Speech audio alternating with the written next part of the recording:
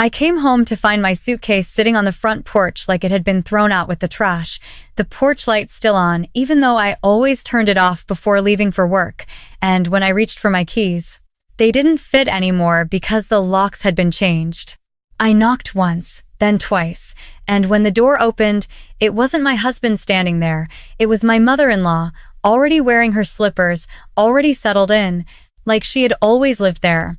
I looked past her and saw my father-in-law in my kitchen, opening cabinets, moving things around, and then I saw Daniel behind them, arms crossed, not surprised, not confused, just calm, like this had all been planned. And then he said it, like it was the most reasonable thing in the world. They need it more than you do. If you're listening to this and something about it hits a little too close to home, take a second to like and subscribe, but only if this story truly resonates with you. And drop a comment telling me where you're watching from and what time it is there. I always wonder how far these stories travel. My name is Emily Carter. I'm 32 years old. And the night I stood outside my own house with my life packed into 2 suitcases was the night everything I thought I knew about my marriage and my family collapsed in a single moment. But that night didn't start with a fight. It didn't start with shouting. It started quietly, like most things that break you do. And to understand why I didn't scream or beg or even try to push my way inside, you have to go back to the beginning, to the first time I realized that in Daniel's family, nothing was ever truly mine. Not even the home I worked 7 years to afford. I bought that house myself. Every dollar from my savings, every overtime shift, every weekend I said no to friends and yes to work. A small 2-story place just outside Denver, 1,800 square feet, nothing fancy, but it was mine. Or at least I thought it was. Daniel moved in after we got married, and at first, it felt like we were building something together, but his parents never treated it that way. They treated it like an extension of their own home, stopping by unannounced, rearranging furniture, making comments about how things should be done, like I was just a guest in a space I paid for. I remember one Sunday afternoon, Linda standing in my kitchen, opening drawers like she was inspecting them, saying, "This would be so much more functional if it were organized properly." And Daniel just laughed, like it was harmless, like I was overreacting when I said it bothered me. It was always small things, things you could almost ignore, things that didn't seem worth a fight, until they started stacking up in a way that made you feel like you were slowly disappearing in your own life. And the worst part wasn't what they did, it was how Daniel never once told them to stop, never once said, "This is Emily's home." He just let it happen, like my boundaries didn't matter, like I didn't matter. There was one conversation, though one moment I couldn't shake, when Linda brought up adding Daniel's name to the house, just casually, like it was obvious, like it should have already been done. And when I said no, when I explained why I wanted to keep it in my name, the way Daniel looked at me changed for just a second, just long enough for me to notice. I told myself it was nothing, that I was reading too much into it, but standing on that porch, staring at a lock that no longer opened for me, I realized something I should have understood a long time ago. This didn't just happen overnight. And the truth is, there was something about that house, something I had done quietly, something none of them knew, that was about to turn that night into something they would never forget. I did not grow up in a house where things were taken from me like that, but I did grow up learning how easy it was for people to decide what belonged to me and what did not, especially when it came to family. My parents were not cruel, but they believed in keeping the peace at all costs, and that meant I was the one who learned to step back, to give in, to make things easier for everyone else. If my older cousin wanted my room during holidays, I gave it up. If my aunt needed help, I was the one expected to show up. It was never said out loud, but it was understood that I was the reliable one, the one who would not cause problems. I carried that into my adult life without even realizing it.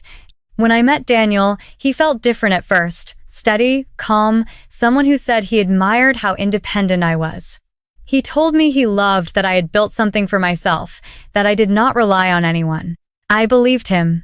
But the first time I met his parents, I remember the way Linda looked around my apartment, slow and quiet, like she was evaluating something. She smiled, but it did not reach her eyes. She said, "It is nice, but it will feel more like a real home once Daniel is part of it." I laughed it off back then, but that was the first time I felt that shift, like something I owned was already being redefined. After we got married, it became more obvious, just small things at first. Linda would bring over decorations and replace mine without asking. Robert would comment on how certain rooms could be better used, like he was already planning changes. Daniel always brushed it off, always said they meant well, always told me not to make it a bigger deal than it was.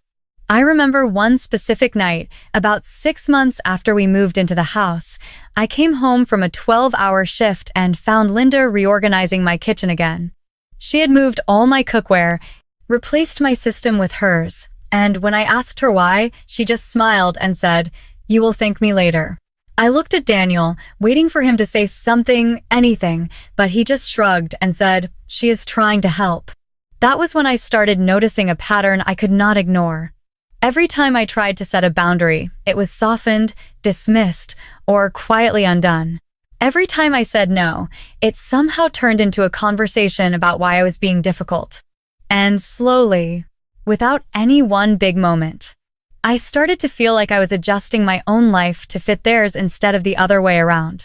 The house was supposed to be my one solid thing, the one place that was entirely mine, built from years of saving, late nights, and sacrifices no one else had made. I told myself that as long as I kept that boundary, everything else would be fine. But then came the conversation I could not ignore. It was a Sunday dinner at their place, nothing special, just the four of us at the table, when Robert casually brought up the idea again, this time more directly. He said, "It would make things simpler if Daniel's name was on the house too." Linda nodded like it was obvious, like it was already decided. I felt the room shift, like this was not a suggestion but a test. I kept my voice calm and said no, explained that I had purchased the house before the marriage and that I wanted to keep it that way. There was a pause, longer than it should have been, and for the first time, Daniel did not immediately back me up. Instead, he looked at me with something I had never seen before, something quiet but sharp, like I had just made a decision that did not include him. No one argued, no one raised their voice, but something changed in that moment, something subtle and permanent. And sitting in my car that night, I remember thinking that I had just drawn a line, even if I did not fully understand what crossing it would cost me. The shift after that dinner did not happen all at once. It happened quietly, in conversations I was not part of and decisions that were made without me knowing. And I did not realize how far it had gone until I started noticing small things that did not make sense. Daniel began acting different. Not distant exactly, but careful, like he was choosing his words around me, like there was something he did not want to say out loud. He started bringing up finances more often, asking questions about the house, about the mortgage, about what would happen if something happened to me, questions that sounded casual but felt rehearsed. Then one afternoon, I was at work when my phone buzzed with a message from Linda. It was short, almost polite. "We need to talk about the house." Daniel told us everything. I stared at the screen, trying to understand what that meant, because there was nothing to tell. I called Daniel immediately, but he did not pick up. He did not respond to my texts either. When I got home that evening, he was already there, sitting at the kitchen table with his laptop open, and he looked up at me like I had interrupted something important. I asked him what his mother meant, and he hesitated just long enough for me to feel it in my chest. Then, he said something that did not feel like a misunderstanding. It felt like a decision. He told me that his parents were worried about him, that they thought I was controlling, that I was keeping the house entirely in my name so I could take everything if we ever separated. I laughed at first, because it sounded so far from the truth, but he did not laugh. He kept going. He said they believed I had planned it that way from the beginning, that I had never intended for it to be our home, only mine. I remember standing there, still holding my keys, trying to process how something so simple had been turned into something so calculated. I asked him where this was coming from, and he said, "It is what they see. Not what is true, not what we know, just what they see." That was the moment I understood that this was no longer about facts. It was about a version of the story that was being built without me. A few days later, it got worse. Linda called again, this time not pretending to be polite. She said, "If you cared about this marriage, you would fix this. You would do the right thing." I asked her what the right thing was, and she said, "Put Daniel on the deed. Stop acting like this is not his home." I told her no again, calmly, clearly, and that should have been the end of it, but it was not. That night, Daniel showed me something on his phone, a message thread between him and his parents.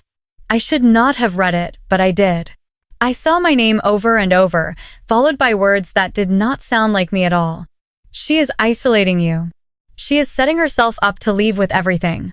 She does not see you as an equal." And then, one message from Daniel that made everything else fall into place. "I am starting to think you might be right."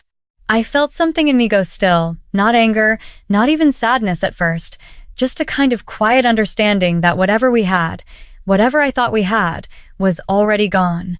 They were not questioning me, they had already decided who I was. And the worst part was, Daniel was helping them do it.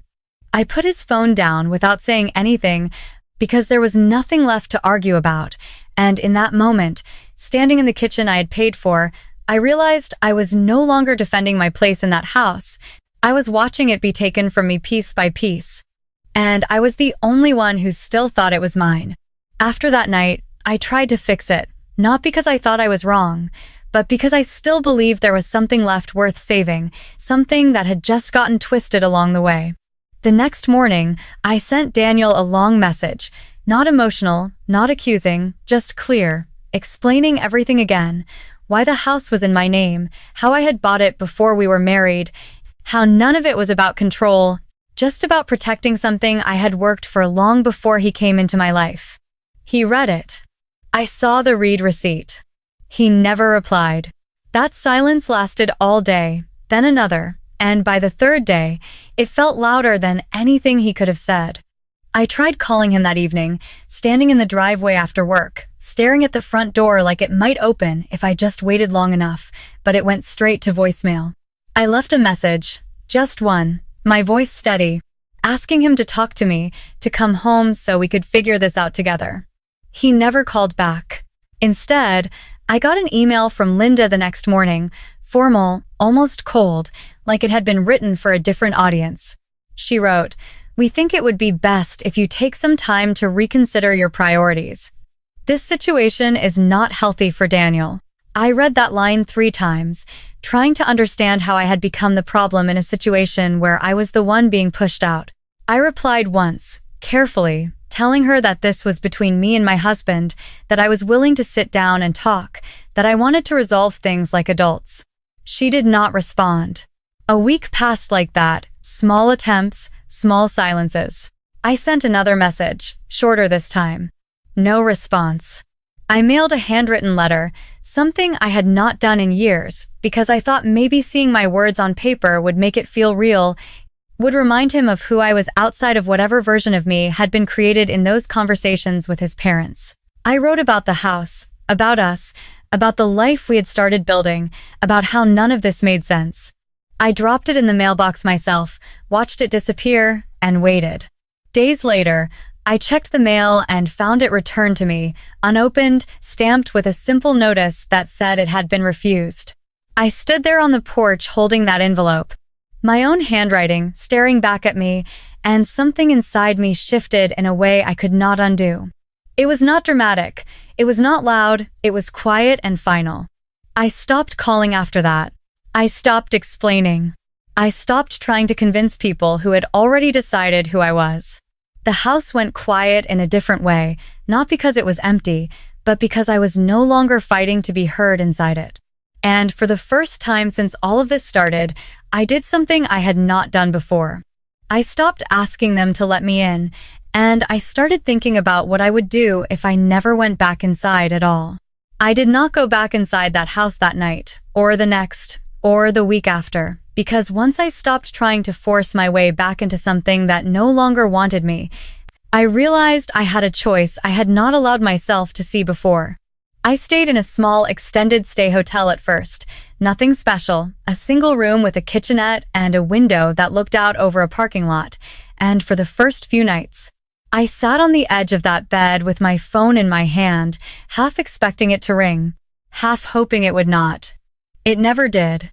So I started filling the silence with something else. I went back to work, picked up extra shifts, not to escape, but to rebuild, to remind myself that there was still something solid in my life that no one could take from me. I began meeting with a financial advisor I had spoken to once before, quietly reviewing everything I owned, every account, every document, making sure that what was mine stayed mine. There was something grounding about seeing it all laid out clearly, numbers that did not change based on someone else's opinion, facts that did not shift depending on who was telling the story. A few weeks later, I signed a new lease on a small apartment downtown, about 900 square feet, just enough space for what I actually needed.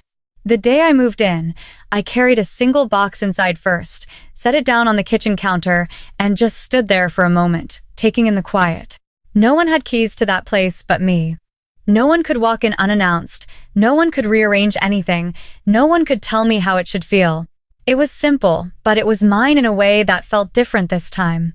I did not talk about what happened with anyone outside of a small circle, not because I was hiding it, but because I no longer needed to explain it.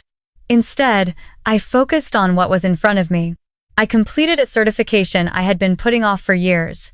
Something that allowed me to move into a higher position at work, one that came with a new office, a door that closed, and a small nameplate that read, Emily Carter, Senior Project Manager. I remember the first time I saw that nameplate sitting on my desk, clean and simple, no extra words, no shared ownership, just my name, and it felt like something I had earned in a way no one could question or take credit for. I kept it there, not as a statement to anyone else, but as a reminder to myself of what I was capable of building when I was not constantly being asked to shrink. Time moved forward quietly after that, not dramatically, just steadily. Until one evening, months later, I found myself driving down a familiar street without planning to, turning a corner I had not turned since that night. And when I saw the house again, the same porch light glowing, the same front door standing between me and everything that had happened, I realized something had come full circle, because this time, I was not standing there hoping to be let back in. This time, I was standing there knowing exactly what I needed to do next. Life did not suddenly become perfect after that night. It did not turn into something clean or easy, but it became quiet in a way that felt honest, and that was enough. The first time I stood outside that house again, I did not knock, I did not hesitate. I simply made the call I should have made the night everything fell apart. When the officers arrived, they did not look at me like I was overreacting. They looked at the paperwork I handed them, the deed with my name clearly printed, the documents I had signed long before any of this started, the ones no one else had bothered to ask about. There was no argument, no raised voices, just a shift in the air as reality settled into the room behind that door. I watched through the window as Daniel stood there, confused at first, then still, like something had finally reached him that no conversation ever had. Linda tried to explain, tried to reframe it, but it did not matter anymore. Because this was no longer about opinions or interpretations, it was about what was real. When they stepped outside, there was no dramatic confrontation, no final speech, just a quiet understanding passing between us that what we had was already gone long before this moment. Daniel looked at me like he wanted to say something, but I did not wait to hear it. I simply said, "This was never yours to take," and that was the end of it. The locks were changed again that night, but this time I held the key, and when I walked back inside, the house did not feel the same, not because it had changed, but because I had. I did not stay there long after that. I did not try to reclaim it emotionally. I sold it months later, not out of anger, but because I no longer needed it to prove anything. Now, my life is smaller in some ways, quieter, more intentional, and for the first time, it feels like it belongs entirely to me. What I learned is something I wish I had understood sooner, that love without respect is not love. That boundaries are not something you ask for, they are something you live by, and that the moment you start explaining your worth to people who benefit from ignoring it, you have already lost something important. If you are listening to this and you feel like you are constantly being asked to shrink, to give up pieces of yourself to keep the peace, I want you to know that your instincts are not wrong. That quiet voice inside you is there for a reason, and sometimes it is the only thing telling you the truth when everything else is trying to rewrite it. Protect your name, your space, your peace, not just legally, but emotionally, because once those lines are crossed, it becomes much harder to find your way back. I believe, in my own way, that something bigger than us always nudges us toward what we need to see, even when we are not ready. Whether you call that instinct, or timing, or something greater, it was there all along. I just did not listen soon enough. Thank you for staying with me through this story, for listening, for understanding in the ways that only someone who has felt something similar can. My name is Emily Carter. I am 32 years old, and the lesson I want to leave you with is simple. Never hand over the keys to your life to people who do not know how to respect the door. And if this story stays with you, there are more like it waiting. Stories about choices, about boundaries, about the quiet moments that change everything. And you might find a piece of your own story in the next one.